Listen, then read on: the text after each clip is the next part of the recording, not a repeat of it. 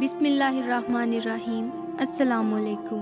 Muzammil voice official میں خوش آمدید۔ وہ دلال تھا، عورتوں کا جسم بیچ کر ساری زندگی حرام کھایا تھا۔ اسے جب بھی کوئی راہ ہدایت پر چلنے کی نصیحت کرتا تو وہ کہتا، میں مرتے وقت کلمہ طیبہ پڑھ لوں گا، میں بخشا جاؤں گا۔ مگر افسوس، موت کے وقت اس کی قوت گویائی سلپ ہو چکی تھی۔ ساری زندگی حرام کی کمائی سے بہترین کھانا کھانے والا بھوکا پیاسا مر گیا تھا۔ اس کا نام دلاور تھا۔ پیشے کے لحاظ سے وہ بازار حسن میں دلال تھا۔ نہ جانے کتنی شریف گھروں کی مجبور لڑکیوں کی مجبوری کا فائدہ اٹھا کر اس شخص نے انہیں بازار حسن کی زینت بنا دیا تھا۔ کوٹھے پر بگڑی شکل لے کر بیٹھنے والی عورتیں نہ جانے کتنی معصوم لڑکیوں کو دلاور کے ذریعے غیر مردوں کی لذت کا سامان بنا چکی تھی۔ دلاور سندھ سے اٹھ کر آیا اور راولپنڈی آباد ہو گیا تھا۔ یہاں اس نے بیوی بچوں سے چوری چھپے دلالوں والا کام شروع کر لیا، مگر ایسی باتیں بھلا کہاں چھپی رہ سکتی ہیں۔ پہلے بات چلتی چلتی دلاور کے محلے تک پہنچی، پھر دلاور کے گھر میں پہنچ گئی۔ پہلے پہل تو دلاور کی بیوی کو اس بات کا یقین نہ آیا، کیونکہ وہ خود ایک بچی کا باپ تھا۔ مگر ایک دن اس کی بیوی اس کا پیچھا کرتے کرتے بازار حسن تک جا پہنچی، جہاں دلاور حسین ایک ایسی لڑکی کو عزت بیچنے پر مجبور کر رہا تھا جو اپنے محبوب کے کہنے پر گھر چھوڑ آئی تھی۔ بعد ازاں اس کے محبوب نے اپنی ہوس مٹانے کے بعد اسے دلاور کے ہاتھوں بیچ دیا تھا۔ جب اس لڑکی کی حقیقت دلاور کی بیوی کو پتہ چلی تو اس نے دلاور کو اس ظلم سے باز رہنے کے لیے کہا۔ اسے اللہ تعالیٰ کے قہر اور غضب سے ڈرایا تو دلاور نے جواب دیا، میں سچے دل سے توبہ کر کے مروں گا، میں مرتے وقت کلمہ پڑھ کر مروں گا، مگر ابھی یہ گناہ نہیں چھوڑ سکتا۔ دلاور نہ مانا تو اس کی بیوی نے دلاور کو زبردستی روکنا چاہا۔ یہاں تک دونوں کی بات تو تکرار اور پھر بڑھ کر جھگڑے تک پہنچ گئی۔ دلاور نے اپنی بیوی کو وہیں بازار حسن میں کھڑے کھڑے طلاق دے دی تھی۔ اس کی بیوی مردہ قدموں کے ساتھ گھر آئی تو دلاور بھی اس کے پیچھے گھر پہنچ گیا۔ اس نے اپنی بیوی کو عدت بھی گھر میں نہ گزارنے دی اور اس سے زبردستی بیٹی چھین کر اسے چلتا کیا۔ جب دلاور نے اپنی بیوی کو طلاق دے دی تو بات سارے محلے میں پھیل گئی اور لوگوں کو دلاور کے پیشے کا بھی یقین ہو گیا۔ انہوں نے دلاور کو اس پیشے سے باز رہنے اور محنت مزدوری کر کے کھانے کے لیے کہا، مگر دلاور نے انہیں بھی مرتے وقت سچی توبہ کرنے اور کلمہ پڑھ کر مرنے کی بات سنا کر ٹالنا چاہا۔ دوسری طرف محلے والوں نے دلاور کی بات کا کوئی اثر نہ لیا اور اسے پیشہ چھوڑنے یا پھر محلہ چھوڑنے کا حکم سنا دیا۔ دلاور نے اپنی بیٹی کو لیا، سامان اٹھایا، وہ گھر خالی کر کے بازار حسن کے قریب ہی ایک کمرہ کرائے پر لے کر وہاں شفٹ ہو گیا۔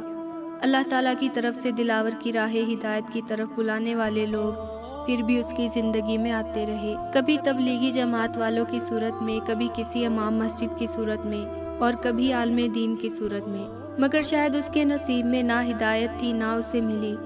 وہ راہ ہدایت کی طرف بلانے والے ہر آدمی کو مرتے وقت کلمہ طیبہ پڑھنے اور توبہ تائب ہونے کی بات سنا کر ٹال دیتا اور مزید کوئی عبرتناک واقعہ یا نصیحت سننے سے پہلے ہی وہاں سے چلتا بنتا۔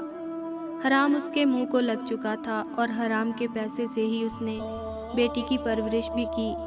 نہ وہ خود راہ ہدایت پر چلا اور نہ ہی اپنی بیٹی کو راہ ہدایت پر چلنے کی نصیحت کر سکا۔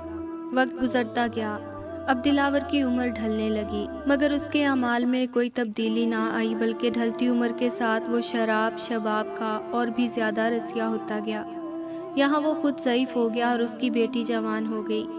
گو کہ اس نے ہر ممکن اپنی بیٹی کو اپنے پیشے اور اس کام سے دور رکھا تھا، مگر قدرت نے اس کو سزا اس کی بیٹی کے ذریعے ہی دینی، لہٰذا جیسے ہی اس کی بیٹی نے جوانی کی دہلیز پر قدم رکھا تو وہ ایک لڑکے عادل پر دل ہار بیٹھی۔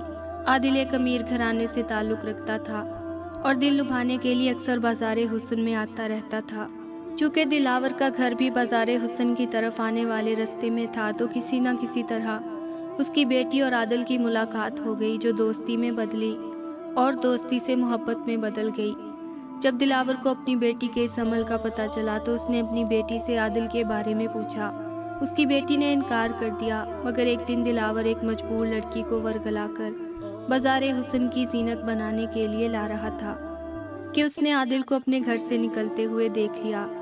لڑکی کو بازار حسن میں چھوڑ کر دلاور گھر آیا تو آتے ہی آؤ دیکھا نہ تاؤ اپنی بیٹی کو چمڑے کے مضبوط مگر لچکدار بیلٹ سے پیٹنا شروع کر دیا، یہاں تک کہ اس کی بیٹی کی جلد جسم سے اکھڑ گئی۔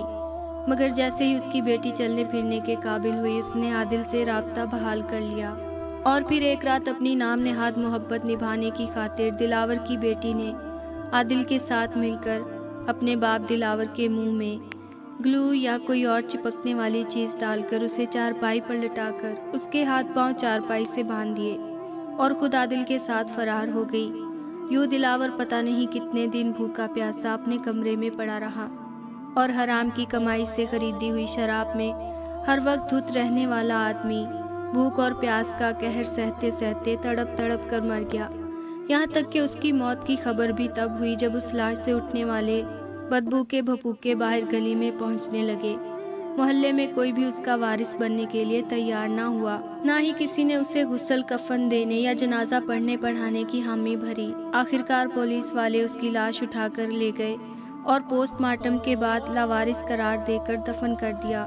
یوں وہ دلاور جو اللہ تعالیٰ کی طرف سے آنے والی ہر ہدایت کو یہ کہتے ہوئے رد کر دیتا تھا کہ میں مرتے وقت کلمہ پڑھ لوں گا، میں توبہ طائب ہو جاؤں گا، اس دلاور کی قوت گویائی سلپ کر لی گئی، نہ تو زبان سے بول کر توبہ کر سکا اور نہ ہی کلمہ پڑھ سکا، یہاں تک کہ اس کا جنازہ پڑھنے کے لیے بھی کوئی تیار نہیں ہوا۔ شاید آج بھی وہ مجبور بچیوں کو راہ ہدایت سے بھٹکانے کا عذاب سہ رہا ہو۔ مجھے نہیں لگتا کوئی اس کے لیے دعائے مغفرت کرتا ہوگا۔ اس کہانی سے آپ سب کو یہ نصیحت کرنا چاہوں گا کہ سچے دل سے توبہ اور کلمہ شریف کو فقط مرتے وقت تک محدود نہ رکھو، ہر وقت اللہ سے ڈرتے رہیں اور توبہ طائب کرتے رہیں، اللہ تعالیٰ کا ذکر